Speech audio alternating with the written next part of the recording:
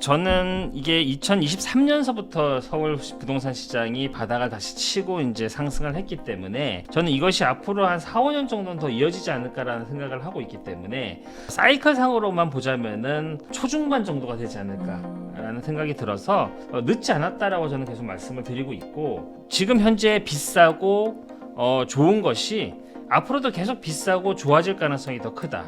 덜 비싸고 덜 안 좋은 것들과의 간격이 더 벌어질 가능성이 크다. 주택 구입을 할 수 있는 여건, 또 준비가 되어 있는 분들은 지금 하셔야 된다. 이런 말씀을 드리고 싶어요.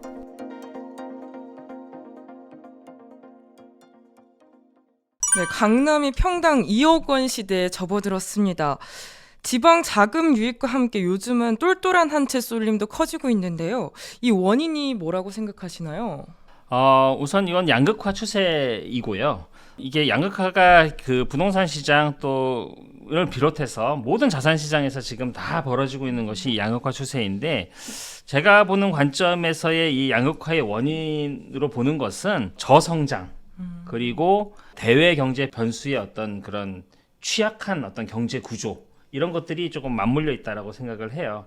아무래도 이제 앞으로 성장이 과거와 같은 그런 고성장에서 이제 벗어나 있고, 또 대외 우리 경제 구조가 이제 수출 중심의 이제 대외 무역에 의존하는 그런 경제 구조이다 보니까 사람들의 심리 자체가 안전한 투자 자산에 대한 어떤 관심이 계속 그쪽으로 집중될 수밖에 없거든요. 그렇기 때문에 강남 아파트를 비롯해서 뭐 비트코인이라든지 금이라든지 이런 어떤 안전자산에 대한 수요가 굉장히 쏠리고 있다. 그쪽으로 쏠리고 있다. 그것이 이제 자산의 어떤 양극화를 만들어내고 있다. 저는 이렇게 이제 보고 있는 것이고요. 그래서 이런 어떤 추세가 바뀌지는 않을 것 같아요. 그렇기 때문에 지금 현재 비싸고 좋은 것이 앞으로도 계속 비싸고 좋아질 가능성이 더 크다. 덜 비싸고 덜 안 좋은 것들과의 간격이 더 벌어질 가능성이 크다. 이렇게 이제 보는 것이죠. 이런 쏠림 현상이 약간 부동산의 양극화를 더 심화시킬지 아니면 갭매우기를 통해서 이제 안정화가 될지도 궁금한데요. 양극화는 양극화대로 계속 진행이 될 거예요. 네. 더 심화될 것이고. 그리고 이제 그러면서 이제 그 주변으로도 그 온기가 이제 퍼져 나갈 것인가 하는 것이 이제 관건인데, 그것은 이제 금리에 달린 것이거든요.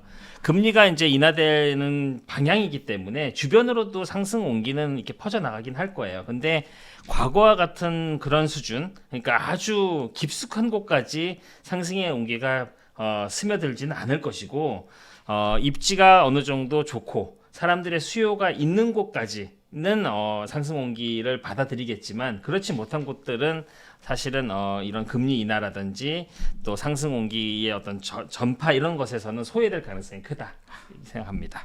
그럼 서울 외곽 지역도 소외되는 지역이 나타날까요? 서울까지는 제가 볼 때는 시차를 두고 어느 정도는 갭 메우기를 할 수 있을 거라고 보여요. 네.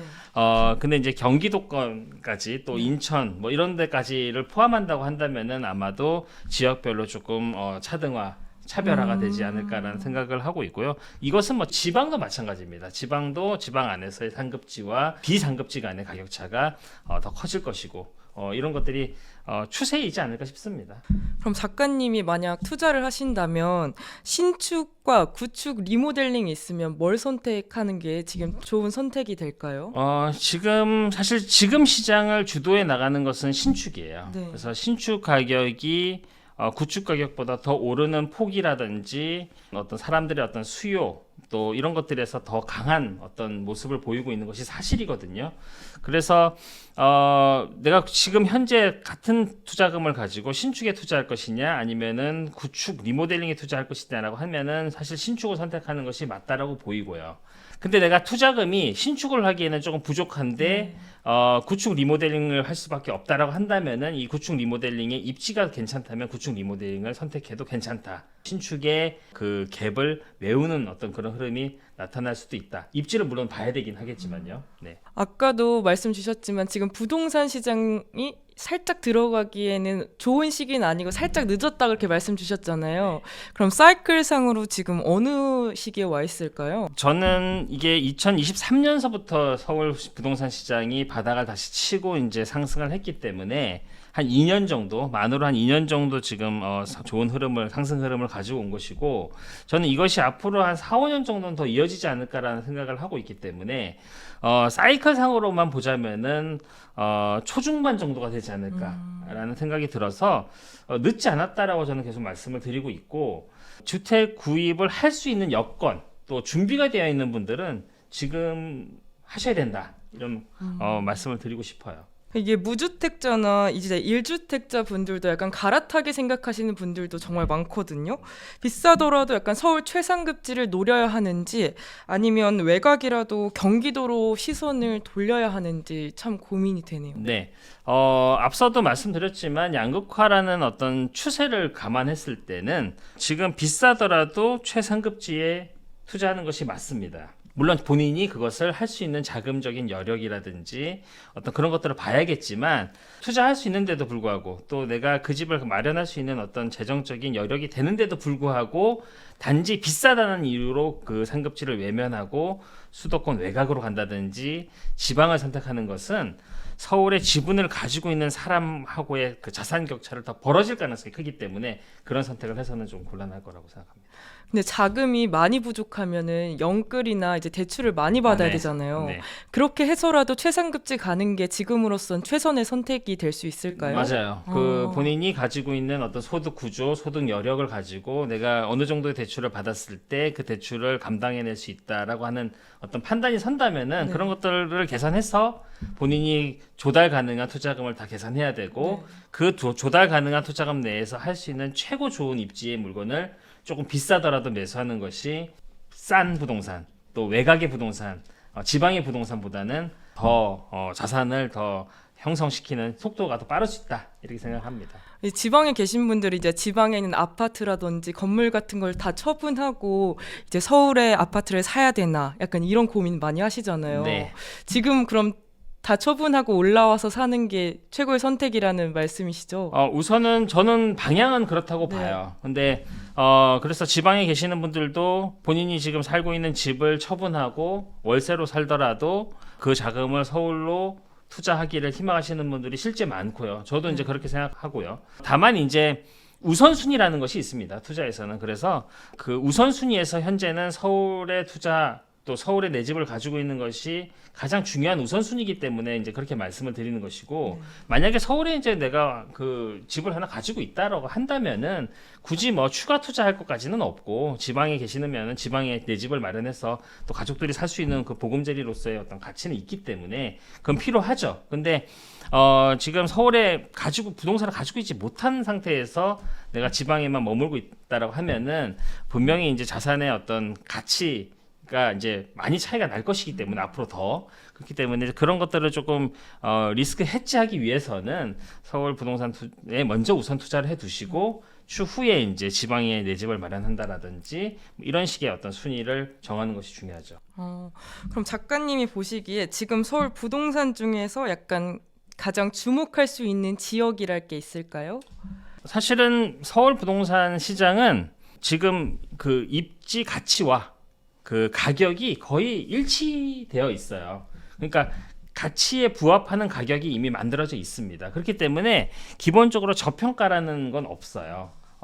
가치가 낮기 때문에 싼 겁니다. 또 가치가 비싸기 때문에 비싼 거예요. 그렇기 때문에 지금 질문하신 것처럼 뭐 주목할 만한 지역이라는 것은 아마 이제 조금 사람들이 아직 찾지 않는, 그러면서도 이제 입지 대비해서 좀 가격이 네. 좋고 싼 이런 지역이 어디냐, 네. 단지가 어디냐 이렇게 네. 여쭤보시는 것 같지만 사실 그런 지역은 없다. 아. 조금 질문하신 거에 답이 조금 안타까울 수는 있는데, 어쨌든 제 생각은 이제 그렇고요. 그렇기 때문에 뭐 저평가된 것을 찾으려고 하기보다는 본인이 가지고 있는 자금 안에서 사람들의 수요가 몰릴 수 있는 지역, 사람들이 많이 언급하고 좋아하는 단지, 이런 것들을 선택하는 것이 더 주목해야 될 어떤 뭐 지역과 단지가 아닐까라는 생각이 들고, 가격적인 어떤 저평가, 가치 대비해서 싼 어떤 지역, 이런 것은 제가 볼 때는 없다라고 보여요. 근데 모두 다 서울에 살고 싶어 하지만 서울에 가기에는 자금이 많이 부족하신 분들도 계실 것 같은데,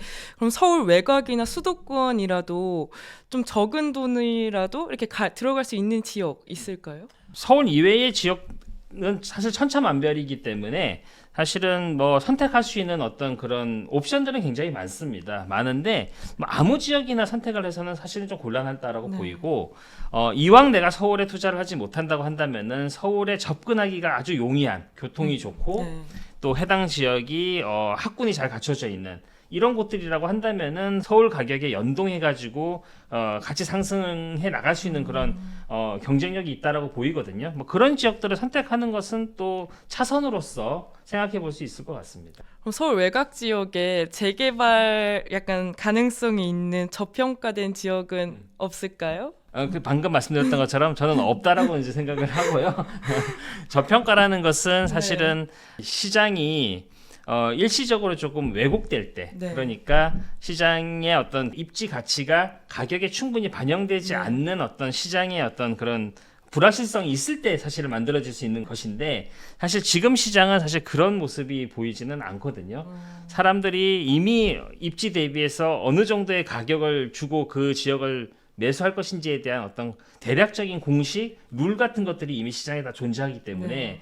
저평가다라는 부분으로 지금 시장을 바라보기에는 조금 맞지 않는 그런 시장 환경이고요. 지금 현재의 가격을 그냥 인정을 하고 네. 그 가격이 그 지역의 가치를 설명하는 것으로 받아들이고 그 중에서 내가 가지고 있는 자금으로 할 수 있는 그냥 그 지역이나 단지를 매수하면 된다. 그렇다고 해서 자금이 부족한데도 불구하고 무리하게 또 이렇게 상급지만 바라볼 수는 없는 거잖아요. 네. 본인이 가지고 있는 자금 안에서 입지 가치를 좀 따져서 매수를 하면 된다라는 거 말씀드리겠습니다.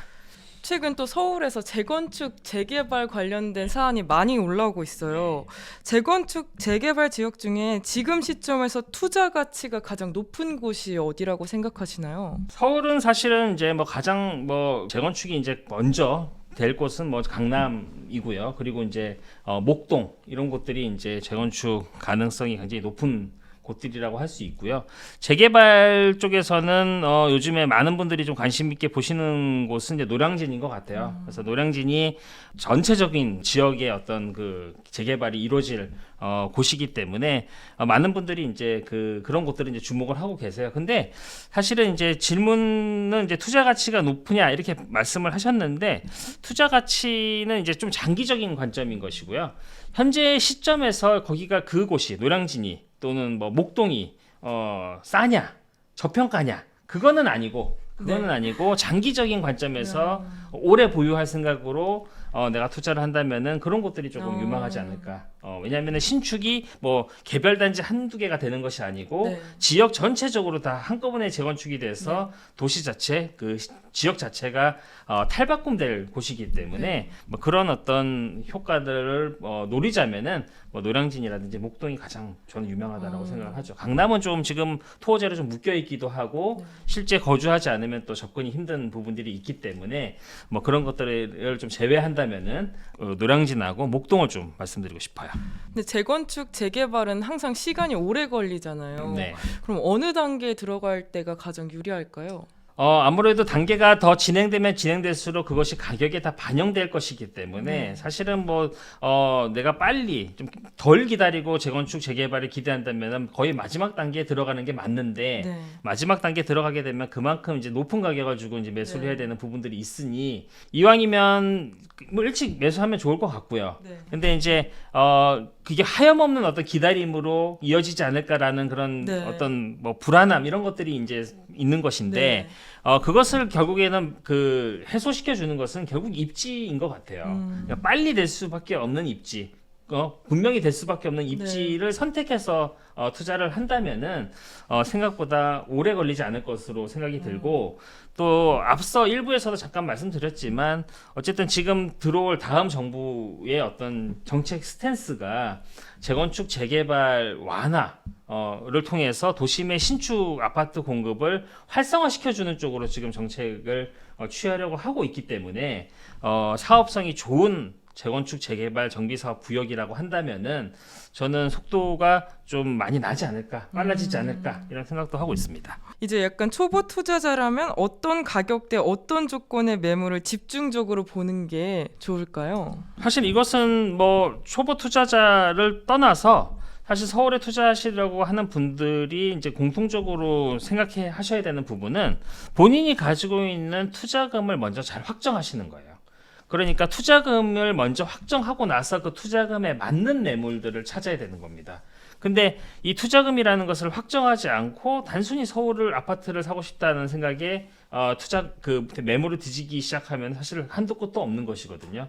그렇기 때문에 투자금을 확정하고 그 투자금에 맞는 매물의 폭을 좁혀서 매물을 검색하는 것이 중요하다라는 생각을 하고요. 예를 들어 이제 투자금이 내가 한 4억 정도 있다라고 한다면은 서울 아파트의 매매가로는 한 10억 내외의 아파트를 집중적으로 검색을 해야 되는 것이거든요.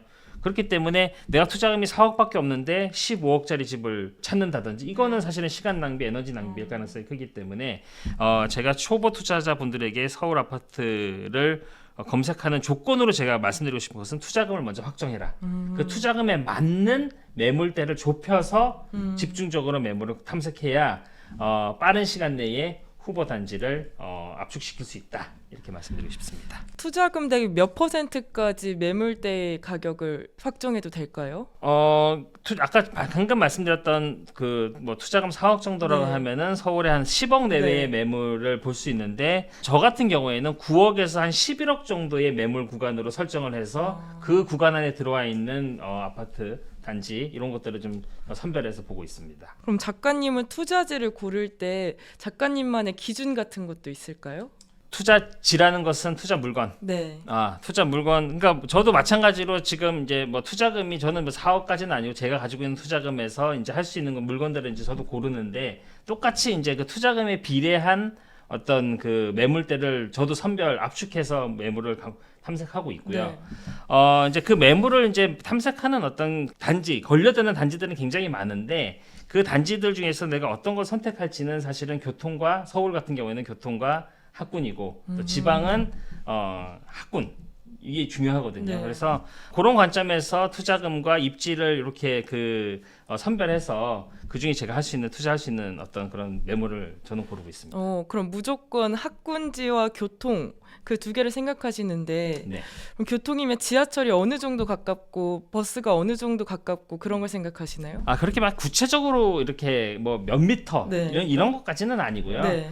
제 지도를 보면은 대충 이제 걸어서 다닐 수 있을 만큼의 어떤 그런 거리, 뭐 서울로 치면은 뭐 편도 한 10분 정도 내 안으로 들어올 수 있다고 하면은 역세권으로 보기 때문에 네. 뭐 그 정도를 기준으로 물건을 찾고 있죠. 그럼 학군지라고 하면 이제 초품 네. 네. 소품마다 중요하고요. 네. 그다음에 이제 좋은 중학교, 진학 실적이 좋은 중학교가 이제 내 집 근처에 있는지도 봐야 되고요. 그리고 학원가가 어느 정도의 크기로 내 집 주변에 있는지 이런 것도 굉장히 중요하기 때문에 학교와 학원이 이렇게 균형 잡히게 구성되어 있는지를 꼭 보셔야 됩니다. 그런 지역이 있을까요? 서울은 굉장히 많이 있어요. 그래요? 잘 아시는 것처럼 뭐 강남 대치동은 다 그런 곳들이고요. 목동 그리고 뭐 저는 이제 강동구에 살고 있는데 네. 강동구 그 명일동 네. 학원가도 굉장히 교통과 학원이 잘 갖춰져 있고 네. 광진구에 있는 뭐 광남학군이라든지 뭐 여러 군데 있습니다. 중계동, 뭐 노원구 중계동도 있고요. 뭐 서울에는 그런 곳들이 여러 군데가 있고요. 또 지방에도 다 그런 곳들이 또 각 지역마다 한 군데씩 내지는 최소 한 군데씩은 다 있기 때문에 뭐 그런 지역들을 조금 선별해서 보시는 것이 투자 관점에서는 좋죠. 근데 거기들은 다 평가가 좋기 때문에 가격대가 있을 것 같은데 한 2억 원 정도 갖고 있는 사람은 어느 정도 지역까지 내려가는 게 좋을까요? 투자금은 2억 정도를 말씀하시는 네. 걸까요? 사실은 이제 너무 작은 도시까지 내려가시는 것을 권하고 싶지는 네. 않고요. 아직 뭐 부산을 비롯해서 대구, 광주 뭐 이런 뭐 광역시들도 아직까지 반등을 하지 못하고 있는 상태이기 때문에 1차적으로는 투자금 2억으로 할 수 있는 그 광역시 안에 있는 물건들을 먼저 보시는 게 중요할 것 같고 매매가로는 투자금 2억이면은 한 4억에서 한 5억 정도가 되지 않을까 싶어요. 그러니까 매매가 5억이라고 하면은 전세 한 3억 정도 끼어 있는 그래서 투자금 2억 들어가는 이런 이제 물건이 그 대상이 될 것 같고 그런 물건이 그 주변에 학원가가 갖춰져 있는지 또 교통이 좋은지 이런 것들만 좀 판별을 해서 투자 여부를 결정하시면 될 것 같아요.